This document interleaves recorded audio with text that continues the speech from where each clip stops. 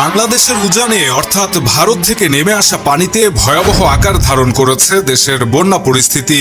ইতিমধ্যেই বাংলাদেশের সীমান্তবর্তী বাঁধ খুলে দিয়েছে ভারত। এরপরই রাতারাতি ভয়ঙ্কর আকার ধারণ করেছে দেশের সামগ্রিক বন্যা পরিস্থিতি।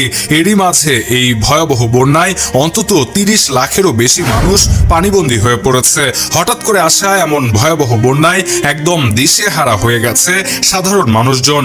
রাতারাতি আসা এমন ভয়াবহ বন্যার ফলে প্রাণে বাঁচতে অনেকেই ঘরবাড়ি ফেলে রেখে নিরাপদ আশ্রয়ে ছুটে যাচ্ছেন।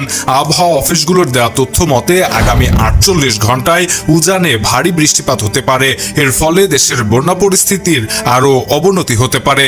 সংবাদ মাধ্যমগুলো থেকে জানা গেছে এরই মধ্যে দেশের অন্তত ১২টি নদীর পানি বিপদসীমার উপর দিয়ে প্রবাহিত হচ্ছে। একই সঙ্গে ভারত থেকে আসা ভয়াবহ বন্যার পানিতে তলিয়ে গেছে দেশের অন্তত ৮টি জেলা। এই যখন অবস্থা, তখন পানিবন্দী হয়ে পড়েছে প্রায় ৩০ লাখেরও বেশি মানুষ। এখন পর্যন্ত দেশের সুনামগঞ্জ, মৌলভীবাজার, হবিগঞ্জ, ফেনী, চট্টগ্রাম, নোয়াখালী, কুমিল্লা ও খাগড়াছড়ি জেলা বন্যা কবলিত হয়েছে। এছাড়া বন্যা আরও নতুন নতুন অঞ্চলে বিস্তৃত হতে পারে।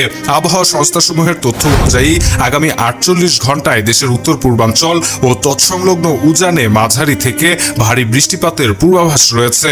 ফলে এ সময়ে উত্তর পূর্বাঞ্চলের সিলেট, সুনামগঞ্জ, নেত্রকোনা, মৌলভীবাজার ও হবিগঞ্জ জেলার প্রধান নদীসমূহের পানি সমতল কতিপয় পয়েন্টে সময় বিশেষে বৃদ্ধি পেতে পারে। এর ফলে এসব এলাকায় বন্যার প্রকোপ আরও বাড়তে পারে।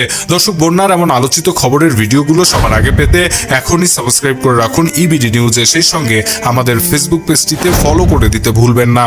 কথা হবে পরবর্তী ভিডিওতে। সে পর্যন্ত ভালো থাকবেন। ধন্যবাদ।